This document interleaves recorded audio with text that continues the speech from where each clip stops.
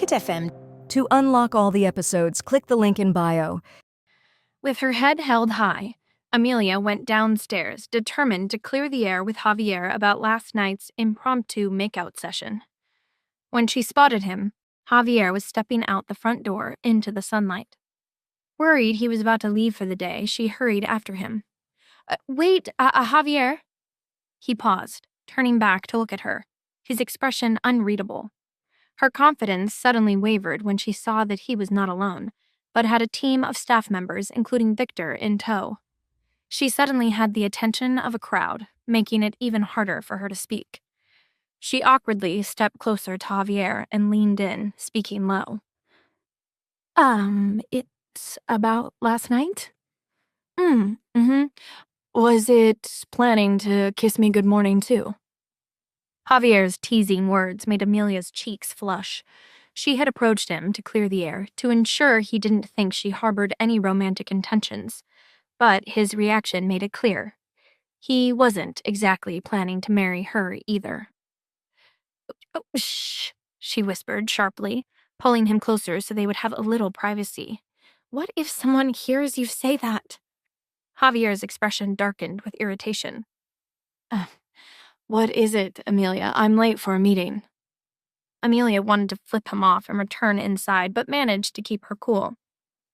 You can make them wait. You're a prince. Javier arched a brow. The person waiting is a queen.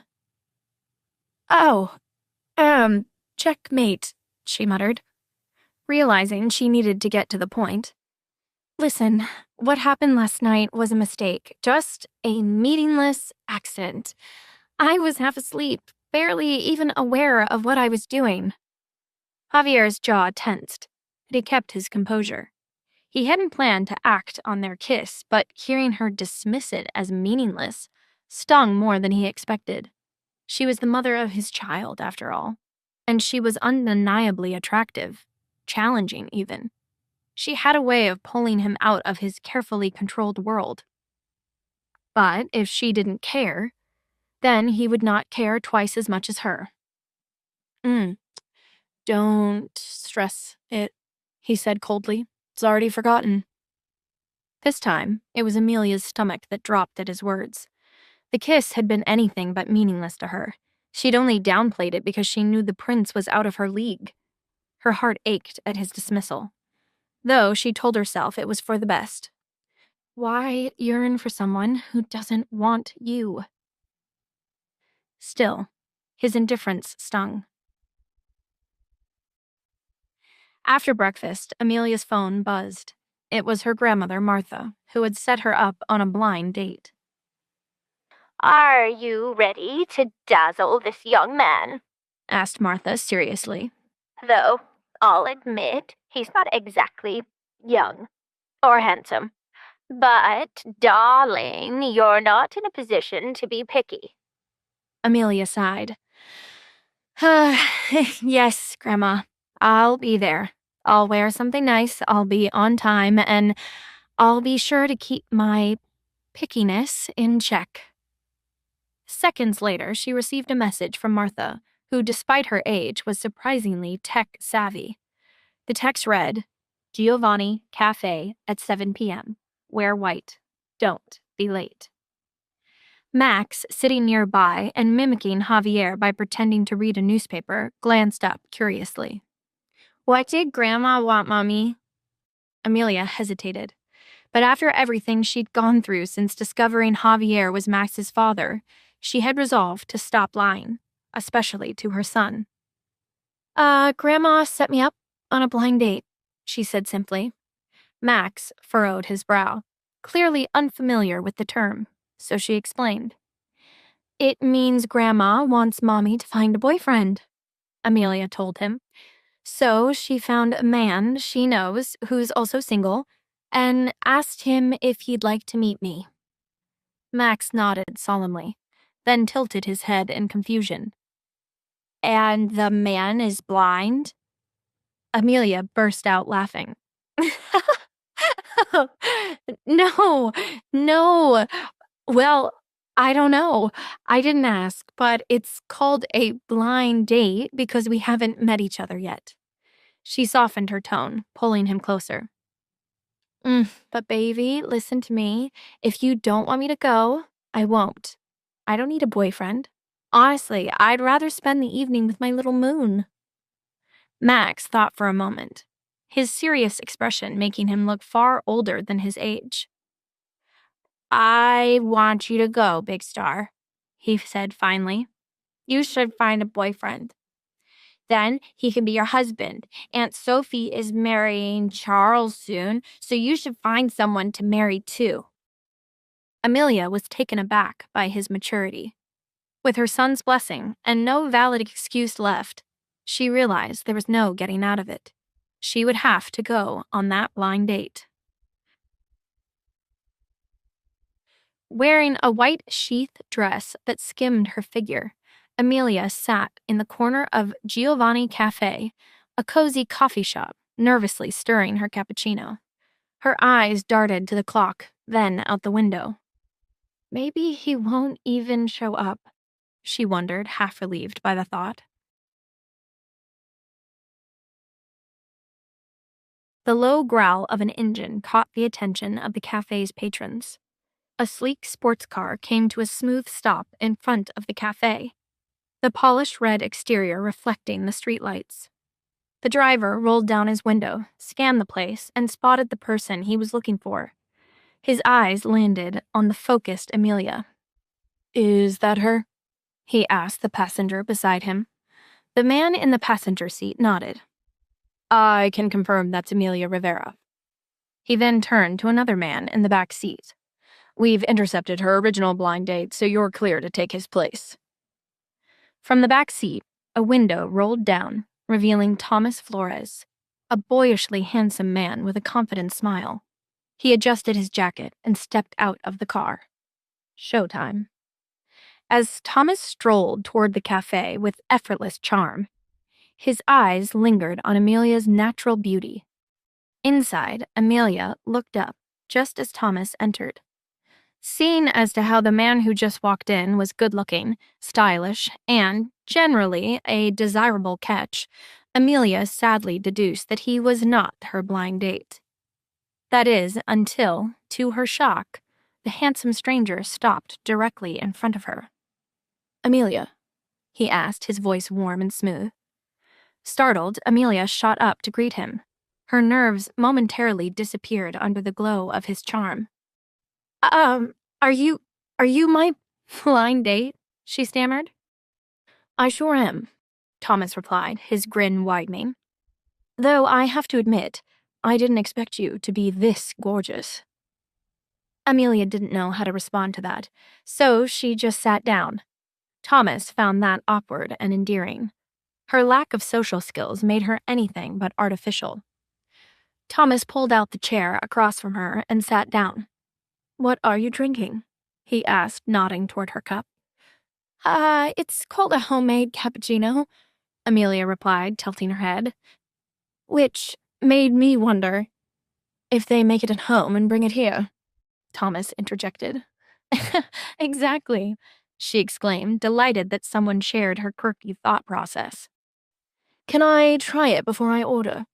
He asked, already signaling toward the cup. Amelia hesitated for a split second, but nodded eagerly. She watched as Thomas took her cup and sipped. A good-looking, charming guy who finishes my sentences and is not afraid to catch my germ, she thought, trying to tamp down her excitement. Javier, you've just been outclassed. Ugh, why am I comparing this guy to a prince who doesn't want me? Get out of my head, Calderon. Thomas set the cup down with a satisfied smile and called for the waitress. I'll have what she's having, he said confidently. Amelia couldn't help but grin. Maybe this blind date wasn't such a bad idea after all. At the palatial villa, Javier sat down at the dining table with Max. The boy was happily munching on a hamburger. Hey, son, how was your day? Javier asked, leaning back in his chair.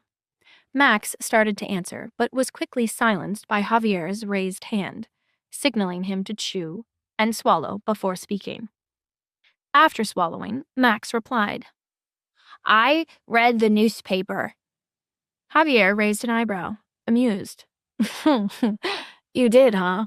Did you learn anything about current world events?" Max nodded eagerly. "I learned that the Miami Dolphins are navigating a challenging phase." Javier chuckled. "Those are some big words for a little guy. Too bad I don't know anything about dolphins." He paused, looking around the room. Something was missing from this picture. "Where's your mom?" The butler, Mr. Grant, stepped forward. Miss Amelia went out, Your Highness. She's mentioned she'd be back soon." Max chimed in before Javier could respond. "She's on a blind date." Javier froze, his fork suspended in midair. "Amelia's on a date," he repeated, his tone sharp. Max nodded enthusiastically. "Grandma set it up, but I was the one who told her to go. I hope that she wins a boyfriend. Don't you, Mr. Grant?" The butler smiled diplomatically. "I wouldn't say win a boyfriend, Master Max, but I think your mother deserves to enjoy herself. She's a very kind, hard-working woman." Max grinned. "My big star is the best." Javier's expression darkened as he gripped his fork tighter. He muttered, pushing his plate away. The idea of Amelia laughing and enjoying herself with some random man irritated him far more than he was willing to admit. The blind coffee date had gone so well that it naturally extended into a dinner date at the Italian restaurant next door. Thomas had a way of being playful, magnetic, and completely disarming. Amelia found herself laughing more in one day than she had in months.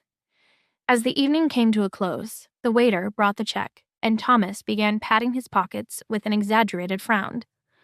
Amelia, I think I accidentally freeloaded you. I forgot my wallet." Amelia raised a brow, but couldn't help laughing. "Oh, I can't tell if you're serious." "I swear." "I'll make it up to you," Thomas said, holding a hand to his heart. "Next time, dinner's on me. Deal?" Amelia rolled her eyes, pulling out her credit card with a reluctant smile. "Fine. I guess that means you've got yourself another date," she replied, pretending to sound inconvenienced. As they stepped outside, the air between them was warm, the kind of easy intimacy that felt surprisingly natural for two people who had just met. Amelia tilted her head, smirking. "So, are you going to ask me to call you an Uber now, too?" "No need," Thomas said with a mischievous grin, typing something into his phone. "That much I've got covered." His sleek luxury sports car rolled up to the curb. Amelia's eyes widened as the driver stepped out, opening the door to the back seat. She was pleasantly taken aback. What kind of school teacher makes enough to afford this ride? Or did he win the car in the divorce? Thomas gestured toward the passenger side. "Hop in," he said, his tone teasingly daring. "What do you say we go for a ride?" To find out what happens next, download the Pocket FM app in the next minute to get free access to all episodes of The Royal Accident for free. Pocket FM. To unlock all the episodes, click the link in bio.